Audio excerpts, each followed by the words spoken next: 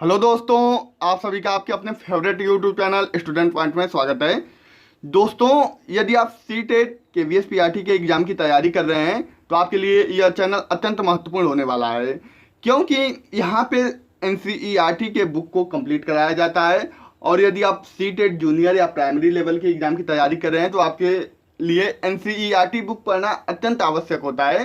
तो यदि आप एनसीईआरटी के प्रत्येक बुक का यहाँ पे सलूशन चाहते हैं, प्रत्येक बुक में महत्वपूर्ण टॉपिक को पढ़ना चाहते हैं, तो आप हमारे चैनल के साथ जुड़े और चैनल पे पहली बार हैं तो चैनल को सब्सक्राइब करके बेल आइकन वाला बटन दबाना ना भूलें, ताकि मैं जब भी कोई एनसीईआरटी की बुक को अपलोड करूँ सबसे पहले आपके पास नोटिफिकेशन पहुँचे। तो फ्रेंड्स, आइए वीडियो शुरू करते हैं। वीडियो पसंद आए तो लाइक कर दीजिएगा। लाइक कर दिया ना, चलिए वीडियो शुरू करते हैं। देखिए, जो मेन टॉपिक है वो आपको बताया जाएगा, और यदि आप इसका पीडीएफ पाना चाहते हैं तो आप हमारे टेलीग्राम चैनल से जुड़ के पीडीएफ को ले सकते हैं। टेलीग्राम चैनल का लिंक नीचे डिस्क्रिप्शन में दे दिया जाएगा। देखिए, यहाँ पे आपको जो इंपॉर्टेंट चीज़ है वही आपको कवर कराया जाएगा। बात की जाए यहाँ से तो कार्बोहाइड्रेट, प्रोटीन, वसा, विटामिन एवं खनिज भोजन के घटक हैं। देखिए, जो कार्बोहाइड्रेट, प्रोटीन, वसा और विटामिन है जो है कि ये आपके भोजन के घटक हैं। भोजन के यह घटक हमारे शरीर के लिए आवश्यक हैं तथा इन्हें पोषक करते हैं। और जो ये भोजन के घटक हैं हमारे शरीर के लिए अत्यंत आवश्यक हैं और इनको हम लोग पोषक कहते हैं। फिर बात की जाए यहाँ से तो सभी जीवों को भोजन की आवश्यकता होती है।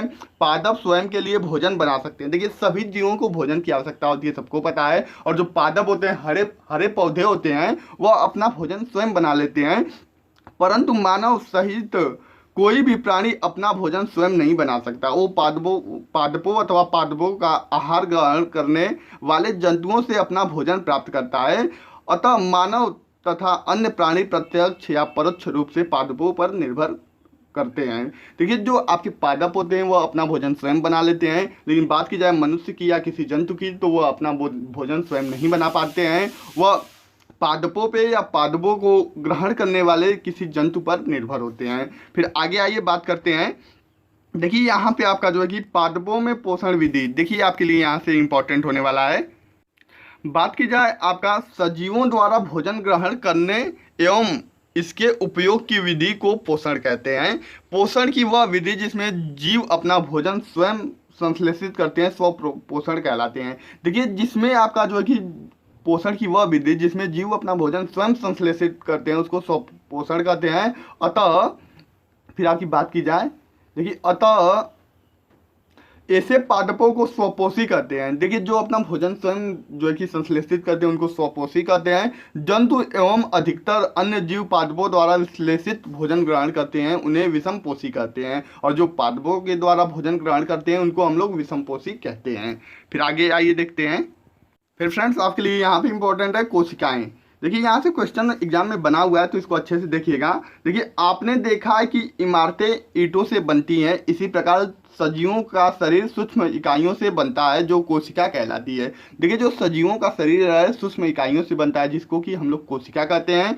कोशिकाओं को सूक्ष्म द्वारा देखा जा सकता है, कोशिकाओं को जो है कि सूक्ष्मदर्शी के द्वारा देखा जा सकता है।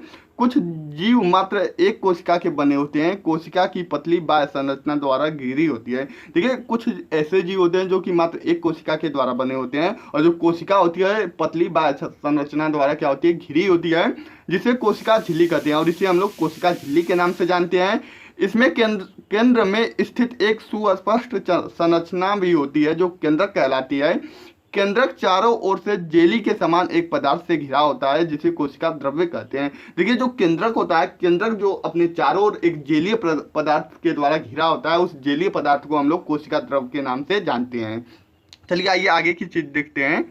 फिर फ्रेंड्स, आगे बात की जाए, देखिए, जो एक यहाँ पे लाइन एनसीईआरटी है कि आपके लिए बहुत इंपॉर्टेंट होने वाली है, तो इस वीडियो को ज़्यादा से ज़्यादा उन सभी साथियों को शेयर कर दीजिए जो कि आपका सी टेट KVSPRT के एग्जाम की तैयारी कर रहे हैं। देखिए, बात की जाए, पत्तियों में एक हरा वर्णक होता है जिसे क्लोरोफिल कहते हैं। देखिए, जो पत्तियों में एक हरा वर्णक होता है जिनको कि हम लोग क्लोरोफिल के नाम से जानते हैं। क्लोरोफिल सूर्य के प्रकाश, सौर प्रकाश की ऊर्जा का ग्रहण करने में पत्ती की सहायता करता है। इस ऊर्जा का उपयोग जल एवं कार्बन डाइऑक्साइड से खाद्य संश्लेषण में होता है, क्योंकि खाद्य संश्लेषण सूर्य के प्रकाश की उपस्थिति में होता है, इसलिए इसे प्रकाश संश्लेषण कहते हैं। देखिए जो प्रकाश संश्लेषण होता है उसमें जो है कि आपको पानी, सूर्य का प्रकाश, कार्बन डाइऑक्साइड और क्लोरोफिल का होना अनिवार्य है, तभी आपका प्रकाश संश्लेषण होगा। देखिए ये आपके लिए अत्यंत इंपॉर्टेंट है, क्योंकि आपका जो है कि सी टेट में आपका एक क्वेश्चन पूछा हुआ है और यूपी टेट में भी एक क्वेश्चन पूछा हुआ है। देखिए बात की जाए सभी जीवों के लिए सूर्य ऊर्जा का चरम स्रोत होता है।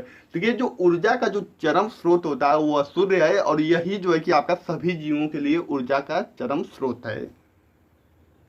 तो फ्रेंड्स पूरा आपका पढ़ने के बाद आखिरी के क्वेश्चन आंसर देखना ना भूलिएगा, क्योंकि क्वेश्चन आंसर से ही आपके एग्जाम में डायरेक्ट क्वेश्चन पूछ लिए जाते हैं।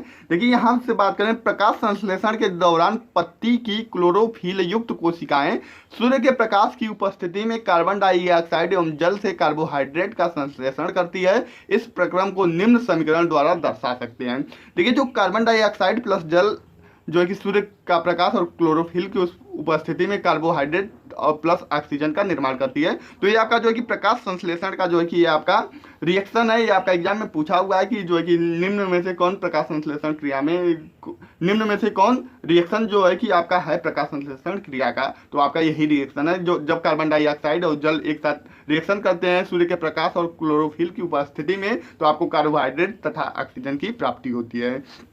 देखिए इस प्रक्रम में ऑक्सीजन निर्मुक्त होता है, कार्बोहाइड्रेट अंततः पत्तियों में मंड के रूप में संचित हो जाता है। देखिए जो इस प्रोसेस में, जो प्रकाश संश्लेषण के प्रोसेस में जो है कि ऑक्सीजन तो निर्मुक्त होता है वायुमंडल में, लेकिन जो कार्बोहाइड्रेट होता है अंततः पत्तियों में मंड के रूप में संचित हो जाता है। तो आपके लिए जो है कि अत्यंत इंपॉर्टेंट होने वाला है कि जो आपका कार्बोहाइड्रेट है पत्तियों में मंड अर्थात स्टार्च के रूप में जो है कि संचित हो जाता है। ये आप जो है कि याद रखिएगा, आपका एग्जाम में पूछ सकता है। फिर आगे देखें तो पत्तियों में स्टार्च की उपस्थिति प्रकाश संश्लेषण प्रक्रम का संपन्न होना दर्शाता है। स्टार्च भी एक प्रकार का कार्बोहाइड्रेट है। देखिए जो पत्तियों में जो स्टार्च की उपस्थिति है वह प्रकाश संश्लेषण प्रक्रम को संपन्न होना दर्शाता है, और जो है कि स्टार्च भी क्या है, एक प्रकार से का क्या है, कार्बोहाइड्रेट आपका है स्टार्च। ठीक है फ्रेंड्स, यहाँ पे भी इंपॉर्टेंट है कि पत्तियों के अतिरिक्त पादपों के दूसरे हरे भागों जैसे कि हरे तने एवं हरी शाखाओं में भी प्रकाश संश्लेषण होता है। मरुस्थलीय पादपों में वाष्पोत्सर्जन द्वारा जल क्षय को कम करने के लिए पत्तियां सल्क अथवा शूल रूपी हो जाती हैं। इन पादपों के तने हरे होते हैं जो प्रकाश संश्लेषण का कार्य करते हैं। देखिए जो आपकी मरुस्थलीय भागों में जितने भी पौधे होते हैं, जैसे आपके नागफनी का पौधा हो गया, जो उनकी पत्तियां होती हैं वह शूल अर्थात कांटों के रूप में रूपांतरित हो जाती हैं, और जो है कि वो प्रकाश संश्लेषण क्रिया में भाग लेती हैं, इनकी पत्तियां जो इनके कांटे होते हैं। फिर आगे देखते हैं। देखिए फिर बात की जाए हरी पत्तियों के अतिरिक्त अन्य वर्ण। देखिए हरी पत्तियों के अतिरिक्त अन्य वर्ण रंग की पत्तियां में भी क्लोरोफिल होता है। देखिए जो हरी पत्तियों के अतिरिक्त कुछ ऐसी अन्य पत्तियां हैं, जैसे आपकी रेड हो गई, येलो हो गई, ग्रीन हो गई, विभिन्न प्रकार की पत्तियों में भी क्लोरोफिल जो है कि उपस्थित होता है। परंतु इन पत्तियों में उपस्थित लाल, भूरे अथवा अन्य वर्ण क्लोरोफिल के हरे रंग का प्रच्छादन कर देते हैं अर्थात ढक लेते हैं। इन पत्तियों में भी प्रकाश संश्लेषण होता है, और इन पत्तियों में भी क्या होता है, प्रकाश संश्लेषण की क्रिया होती है। फिर बात की जाए, देखिए जो शैवाल होता है, शैवाल भी प्रकाश संश्लेषण द्वारा अपना भोजन स्वयं बनाता है। क्यों? क्योंकि शैवाल में भी क्लोरोफिल की उपस्थिति होती है, इसलिए यह जो है कि प्रकाश संश्लेषण के द्वारा अपना भोजन स्वयं बनाता है। देखिए आपके लिए अत्यंत इंपॉर्टेंट होने वाला है, जो आपका कार्बोहाइड्रेट होता है वो आपका जो है कि कार्बन, हाइड्रोजन एवं ऑक्सीजन से बनते हैं। जो कार्बोहाइड्रेट होता है कार्बन, हाइड्रोजन और ऑक्सीजन से मिलकर बनता है। फिर आपका पादपों में पोषण की अन्य विधियां। देखिए फ्रेंड्स जो एनसीईआरटी की एक एक लाइन है जो कि इंपॉर्टेंट आपकी है, वो आपको कंप्लीट कराया जाएगा, और यही जो है कि एक एक लाइनों से सीधे आपको डायरेक्ट क्वेश्चन जो है कि पूछे जाते हैं। तो देखिए कुछ पादप पौधे ऐसे भी हैं जिनमें क्लोरोफिल नहीं पाया जाता, वे भोजन संश्लेषित नहीं कर सकते। देखिए कुछ ऐसे पौधे होते हैं जिसमें कि क्लोरोफिल नहीं पाया जाता है और वो अपना भोजन संश्लेषित नहीं कर सकते हैं। वे कैसे जीवित रहते हैं तथा वे पोषक किस प्रकार प्राप्त करते हैं? मनुष्य एवं अन्य प्राणियों की तरह ये पादप भी अपने पोषण के लिए अन्य पादपों द्वारा निर्मित खाद्य पर निर्भर होते हैं। देखिए जो इस प्रकार के जो पौधे होते हैं या पादप होते हैं वह अन्य पादपों पर निर्भर होते हैं जो कि भोजन प्राप्त करते हैं, और वे विषम पोषी प्रणाली का उपयोग करते हैं। और ये जो होते हैं कि विषम पोषी प्रणाली का उपयोग करते हैं। देखिए बात की जाए चित्र 1.5 को ध्यान से देखिए, क्या आपको एक वृक्ष के तने एवं शाखाओं से लिपटी रस्सी नुमा पीले रंग की संरचना दिखाई देती है। ये अमरबेल का पादप है। देखिए जो आपका अमरबेल का पादप है और इसमें क्लोरोफिल नहीं होता है। बात की जाए किसमें क्लोरोफिल नहीं होता है, तो अमरबेल के पादप में क्लोरोफिल नहीं होता है, आपके लिए इंपॉर्टेंट होने वाला है। और ये अपना भोजन उस पादप से प्राप्त करते हैं जिस पर ये आरोहित होते हैं, और ये अपना भोजन उसी पादप से प्राप्त करते हैं जिस पे जो है कि ये रहते हैं या जिस पे आरोहित होते हैं। जिस पर ये आरोहित होते हैं वह पादप परपोषी कहलाता है, और जिसमें ये आरोहित होते हैं वह पादप क्या कहलाता है, परपोषी कहलाता है। क्योंकि अमरबेल जैसे पादप परपोषी को अमूल्य पोषकों से वंचित करते हैं, अतः इन्हें परजीवी कहते हैं। और इनको क्या कहते हैं हम लोग, परजीवी कहते हैं। देखिए ये आपका जो है कि ये आपका एक पौधा है और जिसपे पीली पीली जो है कि दिख रहा है, यही आपका अमरबेल है। आप लोग देखे होंगे अपने आसपास, देखे होंगे पौधों पे इस प्रकार जो है कि पीला पीला जो है कि यही आपका अमरबेल है। फिर फ्रेंड्स आगे आपका कह रहा है कि चित्र 1.6 के पादपों को देखिए। देखिए ये आपका चित्र 1.6 के पादपों को अभी हम दिखा रहे हैं। देखिए इसकी घड़े जो है कि इसकी घड़े या घट के समान दिखाई देने वाली संरचना वास्तव में उसकी पत्ती का रूपांतरित भाग है। पत्ते का शेष भाग घड़े का ढक्कन बनाता है। घड़े के अंदर अनेक रोम होते हैं जो नीचे की ओर ढलके रहते हैं, अर्थात अधोमुखी होते हैं। जब कोई कीट घड़े में प्रवेश करता है तो यह उसके रोमों के बीच फंस जाते हैं। घड़े में उपस्थित पाचक रस द्वारा कीटों का पाचन हो जाता है। कीटों का भक्षण करने वाले ऐसे पादप कीट भक्षी पादप कहलाते हैं। वीनस फ्लाई ट्रैप तथा सनड्यू कीटभक्षी पादपों के दो अन्य उदाहरण है। देखिए जो आपके कीटभक्षी पादप होते हैं वह कीटों का ग्रहण क्यों करते हैं, कीटों का भक्षण क्यों करते हैं, क्योंकि वो जो है कि जिस एरिया में नाइट्रोजन युक्त तो उनको वायु या नाइट्रोजन उनको नहीं मिल पाता है, जो है कि कीटों का ग्रहण करके जो है कि नाइट्रोजन का निर्माण करते हैं। और आपका घटपर्णी हो गया, वीनस फ्लाई ट्रैप हो गया, और आपका सनड्यू कीटभक्षी जो है कि आपके जो है कि कीटभक्षी पादप के कुछ उदाहरण है। आइए आगे देखते हैं। फिर फ्रेंड्स ये भी आपके लिए इंपॉर्टेंट है। देखिए आपका जो है कि इस प्रकार की पोषण प्रणाली को जिसमें जीव किसी मृत एवं विघटित जैविक पदार्थों से पोषक तत्व प्राप्त करते हैं, मृतजीवी पोषण कहलाती है। मृतजीवी पोषण प्रणाली का उपयोग करने वाले जीव मृतजीवी कहलाते हैं। देखिए जो मृतजीवी पोषण प्रणाली का उपयोग करने वाले जो जीव होते हैं आपका मृतजीवी कहलाते हैं। देखिए ये भी इंपॉर्टेंट है। देखिए पहेली ने बताया कि इष्ट एक छत्रक जैसे अनेक कवक उपयोगी भी हैं, परंतु कुछ कवक पादपों, जंतुओं एवं मनुष्य में रोग उत्पन्न करते हैं। कुछ कवकों का उपयोग औषधि के रूप में भी होता है। कुछ ऐसे कवक होते हैं जिनका उपयोग औषधि के रूप में भी होता है।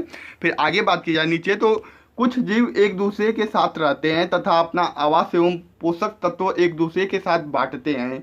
इसे सहजीवी संबंध कहते हैं। उदाहरणतः कुछ कवक वृक्षों की जड़ों में रहते हैं। वृक्ष कवक को पोषण प्रदान करते हैं, बदले में उन्हें जल एवं पोषकों के अवशोषण में सहायता मिलती है। वृक्ष के लिए इस संबंध का विशेष महत्व होता है। फिर यहाँ पे बात की जाए लाइकेन की, तो लाइकेन कहे जाने वाले कुछ जीवों में दो भागीदार होते हैं। इनमें से एक शैवाल होता है तथा दूसरा कवक। शैवाल में क्लोरोफिल उपस्थित होता है जबकि कवक में क्लोरोफिल नहीं होता है। कवक शैवाल को रहने का स्थान, जल एवं पोषक तत्व उपलब्ध कराता है तथा बदले में शैवाल प्रकाश संश्लेषण द्वारा संश्लेषित खाद्य कवक को देता है। तो देखिए जो आपके कवक होते हैं इसमें क्लोरोफिल नहीं होता है और शैवाल में आपका क्लोरोफिल होता है। आपके लिए इंपॉर्टेंट होने वाला है। फिर आपका नेक्स्ट देखा जाए, फिर आगे बात की जाए तो पादपों को प्रोटीन बनाने के लिए सामान्यतः नाइट्रोजन की अधिक आवश्यकता होती है।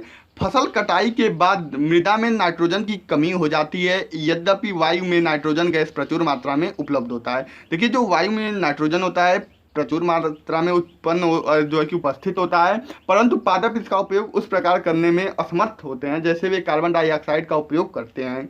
पौधे नाइट्रोजन के विलेय रूप में ही अवशोषित कर सकते हैं। कुछ जीवाणु जो राइजोबियम कहलाते हैं वायुमंडलीय नाइट्रोजन को विलय पदार्थों में परिवर्तित कर देते हैं, परंतु राइजोबियम अपना भोजन स्वयं नहीं बना सकते। जो राइजोबियम होते हैं वो अपना भोजन स्वयं नहीं बना सकते हैं। ये चने, मटर, मूंग, सेम तथा अन्य फलीदार पादपों की जड़ में रहते हैं तथा उन्हें नाइट्रोजन की आपूर्ति करते हैं। और जो देखिए आपका एक क्वेश्चन पूछा गया है कि चना, मटर, मूंग, सेम आदि की जड़ों में जो है कि निम्न में से कौन सा पाया जाता है, तो आपका राइजोबियम पाया जाता है जो कि नाइट्रोजन की जो है कि आपूर्ति को उस पौधे में कंप्लीट करता है।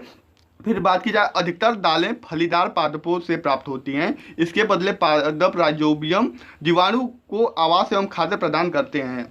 अतः उनमें सहजीवी संबंध होते हैं। इस संबंध का किसानों के लिए विशेष महत्व है। दालों की फसलों के लिए उन्हें मृदा में नाइट्रोजनी उर्वरक देने की आवश्यकता नहीं पड़ती। यही नहीं, दाल की फसल उगाने के बाद अगली फसल के लिए भी सामान्यतः उर्वरकों की आवश्यकता नहीं रहती है आपका। इसी के कारण क्यों? क्योंकि राइजोबियम में नाइट्रोजन युक्त होता है। वह जो है कि नाइट्रोजन को उन उन दालों में जो है कि नाइट्रोजन की मात्रा को प्रचुर मात्रा में बनाए रखता है। तो फ्रेंड्स, ये पूरा लेसन समाप्त होता है। आइए जो आपके लिए इंपॉर्टेंट क्वेश्चन आंसर है इसको भी देख लेते हैं। देखिए आपके लिए यहाँ से आपने क्या सीखा है आप लोग पढ़ लीजिएगा। आपको जो है कि टेलीग्राम चैनल पे शेयर कर दिया जाएगा पीडीएफ, आप वहाँ से जाके पीडीएफ को पढ़ लीजिए। क्यों? क्योंकि आपकी जो ऊपर पढ़ाया गया है उसी का पूरा यहाँ पे सार है। आइए क्वेश्चन आंसर को देख लेते हैं। देखिए यहाँ से आपका क्वेश्चन आंसर अभ्यास का शुरू होता है। तो जो जो इंपॉर्टेंट क्वेश्चन आंसर है उसको देखते हैं। देखिए जो आपका छठा सवाल आपका क्वेश्चन है, छठा का क। देखिए क्योंकि हरे पादप अपना खाद्य स्वयं बनाते हैं इसलिए उन्हें स्वपोषी कहते हैं। क्या कहते हैं? उनको स्वपोषी कहते हैं। फिर आपका ख वाला है, पादपों द्वारा संश्लेषित खाद्य का भंडारण के रूप में किया जाता है, तो आपका मंड के रूप में किया जाता है।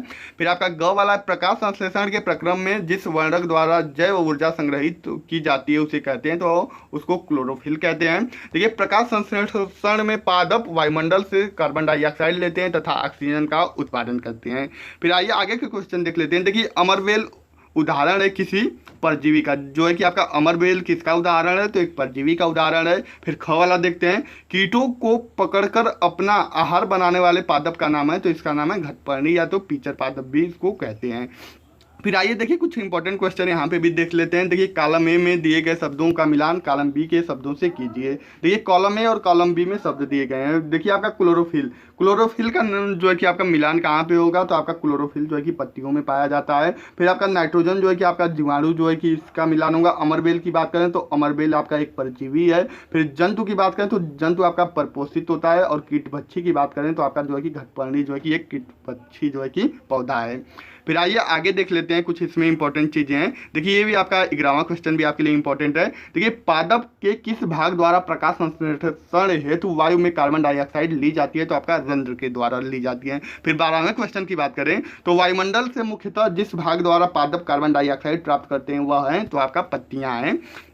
तो फ्रेंड्स आपका जो है कि ये पूरा लेसन समाप्त होता है। आइए नीचे देख लेते हैं, एक इंपॉर्टेंट चीज है उसको भी देख लेते हैं। देखिए क्या आप जानते हैं पादपों के लिए प्रकाश इतना अधिक महत्वपूर्ण है कि उनकी पत्तियों की वृद्धि अनेक प्रकार से होती है जिसमें कि उन्हें अधिकतम प्रकाश ग्रहण करने की सुविधा होती है। देखिए जो पादप होते हैं पादपों के लिए प्रकाश संश्लेषण अधिक महत्वपूर्ण है कि उनकी पत्तियों की वृद्धि अनेक प्रकार से होती है जिससे कि उन्हें अधिकतम प्रकाश ग्रहण करने की में सुविधा होती है। तो फ्रेंड्स आपका जो है कि क्लास 7 का लेसन 1 पूरी तरह से यहीं पे कंप्लीट होता है। और यदि आपको वीडियो पसंद आया हो तो वीडियो को ज़्यादा से ज़्यादा शेयर कर दीजिए। और चैनल पे पहली बार हैं तो चैनल को सब्सक्राइब करके घंटी वाला बटन दबाना ना भूलिएगा। ओके फ्रेंड, धन्यवाद। Thanks for watching.